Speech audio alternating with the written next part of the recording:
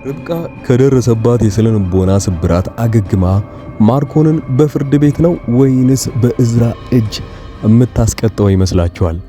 እዝራ እውነቱን ካወቀ በኋላ ማርኮን ላይ የሚወስደው እርምጃ ምን ሊሆን ይችላል?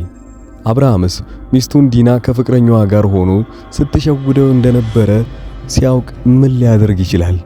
እነዚህን ዋና ዋና ጥያቄዎች ለእናንተ ለተመልካቾቻችን እያሳተፍን ክፍል 76 እና 77 ላይ ያሉትን አጓጊ ነገሮች በዚሁ ትረካ እናቀርብላችኋለን።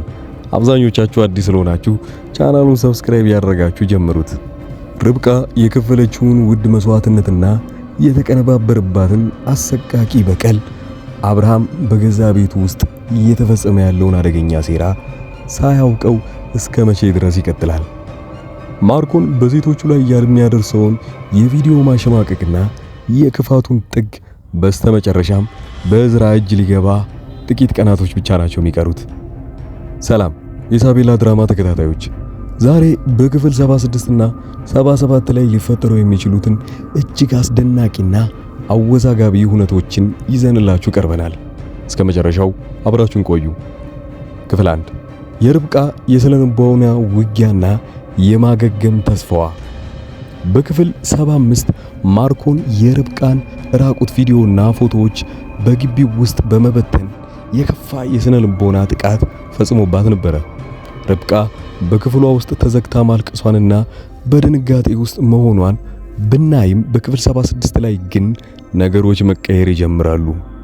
ከውድቀት ወደ ማንሰራራት ልዩ አጠገቧ ሆና የምታደርግላትን ድጋፍ ርብቃ ከያዛት የድንጋጤ ድባብ ያወጣታል። ርብቃ ተስፋ ከመቁረጥ ይልቅ እውነቱን አውጥታ ማርኮንን ለመፋለም ቁርጠኝነቷን ታሳያለች። አብርሃም ያለማወቅና መጠቀሚያ መሆኑን በየት በኩል ልናየው እንችላለን?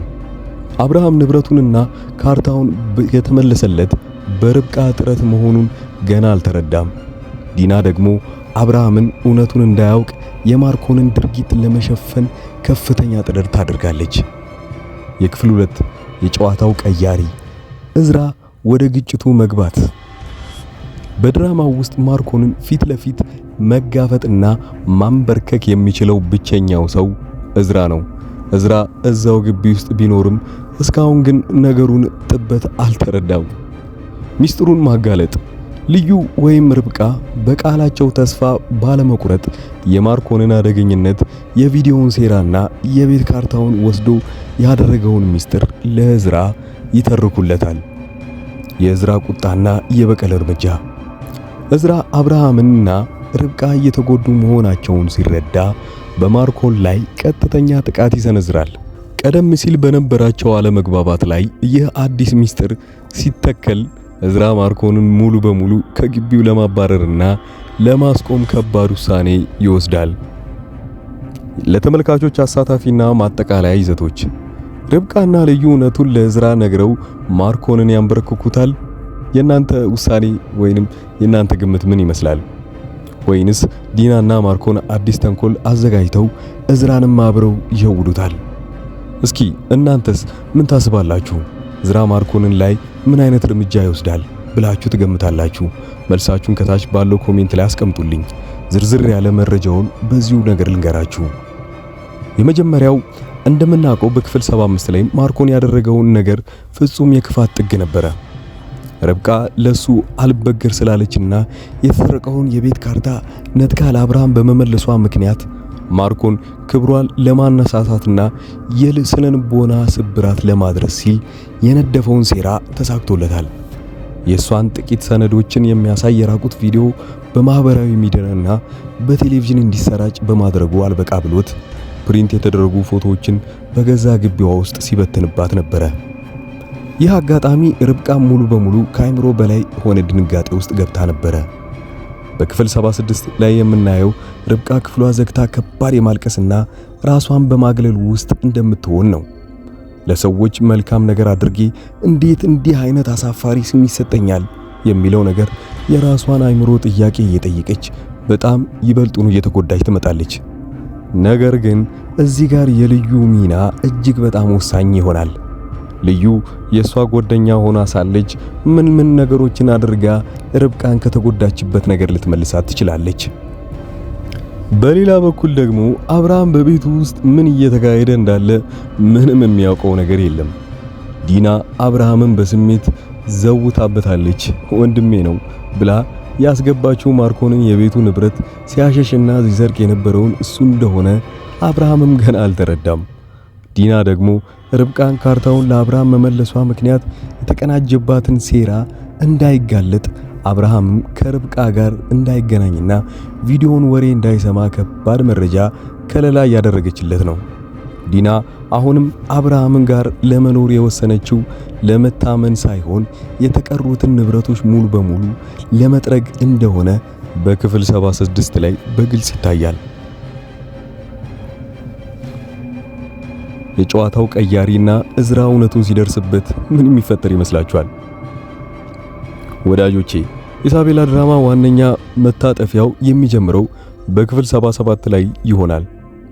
በግቢው ውስጥ ማርኮንን ፊት ለፊት መጋፈጥ እቅዱን ማፍረስና በአካላዊም ሆነ በስነ ልቦና ማበከክ የሚችለው ብቸኛው ሰው እዝራ ነው። እስካሁን ባሉት ክፍሎች ውስጥ እዝራ እዛው ግቢ ውስጥ ቢኖርም ዲናና ማርኮን የተሸበረረውን ረቂቅ የሆነ ሴራ ሙሉ በሙሉ አልተረዳውም ነበረ። ማርኮንም እዝራን በመፍራት ተንኮሎቹን በሚስጥር ነበር የሚያከናውነው። ነገር ግን ርብቃ እና ልዩ ከዚህ በላይ ዝምታ ማለት ስለማይችሉ ብቻ እሱን ለመጋፈጥና ለመጣል ብቻቸውን ሲለፉ ነበረ። በክፍል 77 ላይ ልዩ ወይንም ርብቃ በራሷ ተነሳሽነት ሙሉ እውነቱን ለእዝራ ማብራራት ትወስናለች። ማርኮን የዲና ወንድም ሳይሆን ፍቅረኛዋ እንደሆነ፣ የቤቱን ካርታና ሀብት የሰረቀው እሱ እንደነበረና ርብቃ ካርታውን ነጥቃ ለአብርሃም መመለሷ ምክንያት ማርኮን የራቁት ቪዲዮዎቹን በትኖ ክብሯን እንዳጠፋው ሁሉ ሆኑም ብላ ለእዝራ መጨረሻ ላይ ትናገራለች። እንደሰማችሁት ከሆነ እዝራ በክፍል 75 አካባቢ ላይ መጨረሻ ላይ ልዩን ለብቻዋ ሊያወራት ይጠራታል። ያኔ ልዩ ምን ያህል እዝራን እንደምታፈቅረው ታውቃላችሁ። እዝራ ባያውቅም ያን እንግዲህ ስለምትወደው ብቻ የምታውቀውንና እሱን ለማገዝ ስትል የሚጠይቃትን እውነቱን እንዳለ ትናገራለች። ይህንን እውነት እዝራ ሲሰማ የሚፈጠረውን ክስተት እጅግ አስደናቂ ነው። እዝራ ከዚህ ቀደም የማርኮን ጋር ብዙ አጋጣሚዎች ላይ ቢጋጨውም አሁን ግን የሴቶችን ክብር በመድፈሩ ብቻ ርብቃ በዚህ መልኩ መበደሏን የእዝራን ንዴት ጣሪያ ያስነኳል።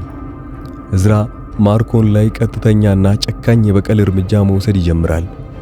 ማርኮን እዝራ እውነቱን ማወቁን ሲረዳ ከግቢው ለማምለጥ ወይንም አዲስ ተንኮል ለመስራት ይሞክራል። ነገር ግን እዝራ በቀላሉ የሚለቀው አይሆንም። እዝራ አብርሃምን በመቀስቀስ የዲናንና የማርኮንን ጭምብል ለአንዴና ለመጨረሻ ጊዜ ለማወቅ ይዘጋጃል። የተመልካቾች ተሳታፊ ማጠቃለያና ቀጣይ ጥያቄ። በኢሳቤላ ድራማ ላይ እንደምናውቀው ማርኮን የዚህ ድራማ ዋነኛና አደገኛ ጠላት ነው። ንብረት ከመስረቅ ሰዎችን ከማጋጨት አልፎ የገዛ እህቱን ሜርሲን ለራሱ አደገኛ ዓላማ መጠቀሚያ አድርጓታል። ሜርሲ እዛ ቤት ውስጥ በሰራተኝነት ገብታ እንድትሰራ ያደረገበት ዋነኛ ምክንያት እዛ የሚከናወነውን ነገሮች እንድታጣራለትና ዋነኛ ጠላቱ የሆነውን እዝራ በፍቅር ጠምዳ ከሱ ጎን እንድታደርገው ነበረ። ይህንን እንድታደርግ ያስገደደበት መንገድ ደግሞ እጅግ ጨካኝ ነው።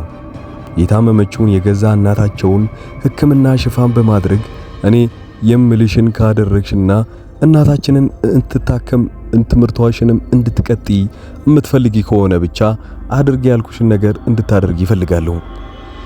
እናቷ እንድትድንላት ስትል ሜርሲ የቆረጠችውን ውሳኔ ተከትላ ወደ ግቢው ብትገባም ያልታሰበ ነገር ከተፈጠረ በኋላ እዝራና ሜርሲ በእውነትም እየተዋደዱ ይመጣሉ። ነገር ግን ነገሩን ማርኮን እቅድ መስመር እየሳሳተና እዝራና ሜርሲ እውነተኛ ፍቅር ውስጥ ሲገቡ ማርኮን ነገሩ ይቆጨውና ይደነግጣል። ሜርሲ በማስፈራራት ከዚህ በኋላ ከእዝራ ጋር ስትገናኝ ባይሽ የእናትሽን ጉዳይ እጨርሰዋለሁ ብሎ ይዝትባታል። ሜርሲ እናቷ ላይ ምንም አደጋ እንዲደርስ ስላልፈለገች ብቻ ልቧ እየደማ ከእዝራ ለመራቅ ግንኙነታቸውን ለማቋረጥ ትገደዳለች። የእዝራ መጠርጠርና የደብዳቤው ሚስጥር። እዝራ ደግሞ ቅንና አሰብኩልሽ ባይሆንም እኔ ሜርሲ ለማስደሰት በርካታ መጽሐፎችን ገዝቶላት ነበረ። ነገር ግን ሜርሲ ከርሱ ለመራቅ ስትል መጽሐፎቹን መልሳ የገዛበትንም ብር በደብዳቤ ውስጥ አድርጋ ትመልስለታለች። ይህ ድርጊት እዝራን እጅግ በጣም አናዶታል። እዝራ ብሩን እንድትመልስለት ሳይሆን አስቦላት የሰጣትን ስጦታ በመናቋ ተናዶ በዚህ ልክ አንቋሽሽኝ ብሎ ይናገራታል።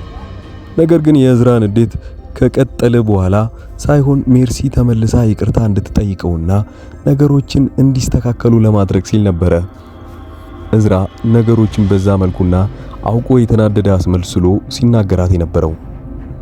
በክፍል 76 ላይ እዝራ ከንዴቱ በስተጀርባ ትልቅ ጥያቄ ማንሳት ይጀምራል። አንዲት ሴት ከመሬት ተነስታ እንዴት እንዲህ ትቀየራለች? ከጀርባዋ የሆነ ትልቅ ሚስጥር ወይንም የሚያስፈራራት አካል አለ ማለት ነው ብሎ መጠርጠር ይጀምራል። እዝራ የሜርሲን ስልክና እንቅስቃሴ በሚስጥር መከታተል የሚጀምረው እዚህ ጋር ነው።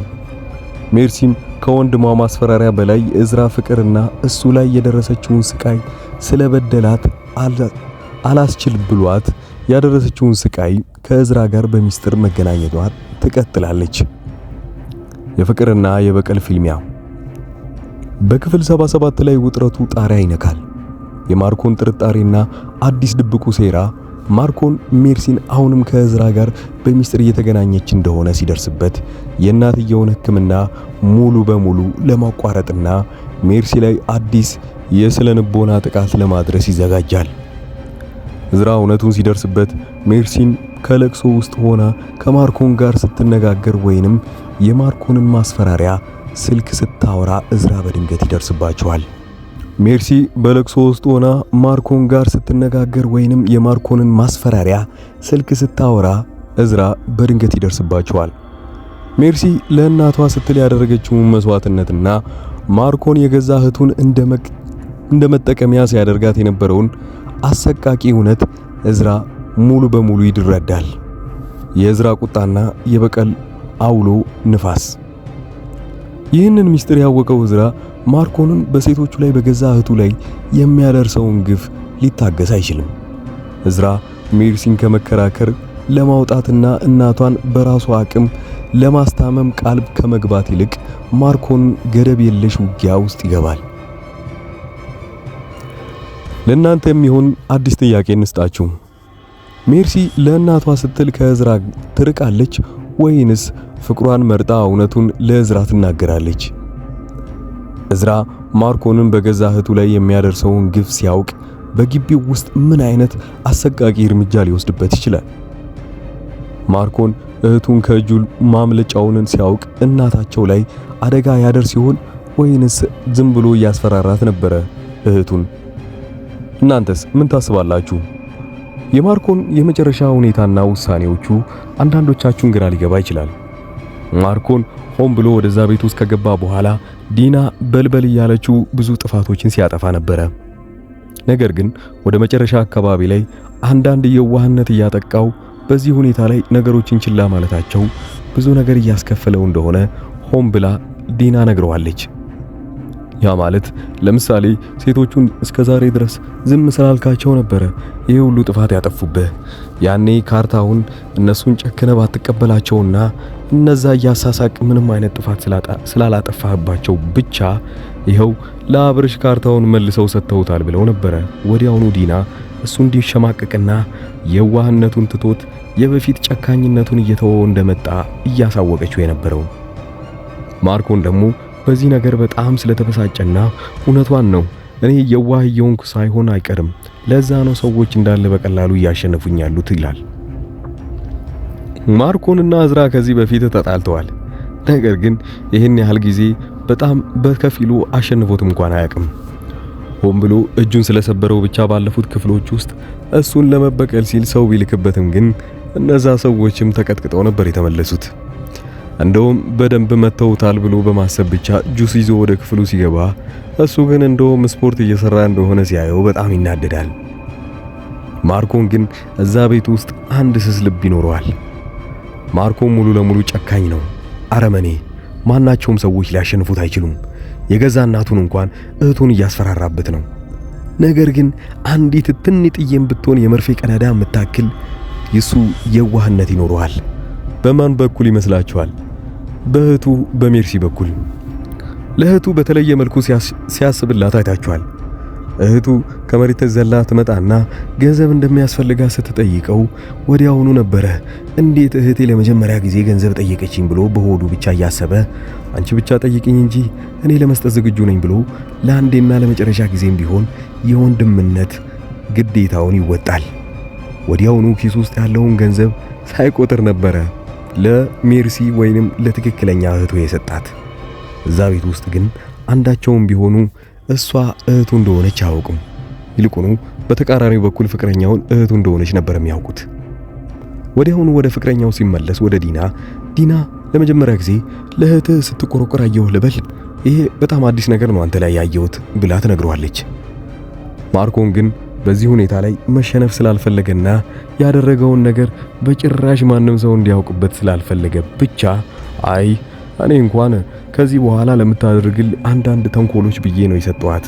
አሁን ላይ የምከለክላት ቢሆን ኖሮ ገንዘቡን አሊያም ደግሞ አልሰጠሽም ብላት ለታስቸግረኝ ትችላለች፣ አትታዘዝልኝም ይላታል። ይሄን ያላት ሆን ብሎ አውቆ ነው እንጂ በሰዓቱ ትክክለኛ የተፈጠረው ነገር እንዴት ሜርሲ ገንዘብ ለመጀመሪያ ጊዜ ወንድሟ እንደሆንኩኝ አድርጋ ገንዘብ ጠየቀችኝ ብሎ ነበረ። ስለዚህ በቀጣይ የሚመጡት ክፍሎች ውስጥ ማርኮን ሊሸነፍበት የሚችለው ብቸኛውና ስስ ጎኑ እህቱ ብቻ ነች። እዝራና ማርኮን መቼም ቢሆን እስከ ግድያ ድረስ መጣላት የለባቸውም። አሁን ላይ ሁለቱም ቢሆኑ ዋና ጠላቶች ቢሆኑም ግን መጨረሻ ላይ በሜርሲ ምክንያት መታረቃቸው አይቀርም። አንዳንድ እንደዚህ አይነት ታሪኮች ሊያሄዱ የሚችሉት ሁለቱም ቢሆኑ የሚወዷትን ሰዎች ሜርሲ ብቻ ነች። እዝራና ማሮክ በዚህ ሁኔታ ላይ ቢጣሉም ግን አንድ ሊያስታርቃቸው የሚችል ነገር ቢኖር የማርኮን እህት ሜርሲ ወይንም ደግሞ የእዝራ ፍቅረኛ ትሆናለች ማለት ነው። ምን ታስባላችሁ? ቀጣዩን ክፍሎች ውስጥ እናንተ ይፈጠራሉ የሚሉትን ነገሮች ግምታችሁን በኮሜንት አስቀምጡልኝ። እንደዚሁ አሪፍ አቀራረብ እያደረኩኝ ሌሎች ድራማዎችንም እንድሰራላችሁ ርዕሳቸውን አስቀምጡልኝ። ቀጣይ ቪዲዮ ላይ እስክንገናኝ ድረስ እስከዛው ድረስ መልካም ጊዜ ብያለሁ።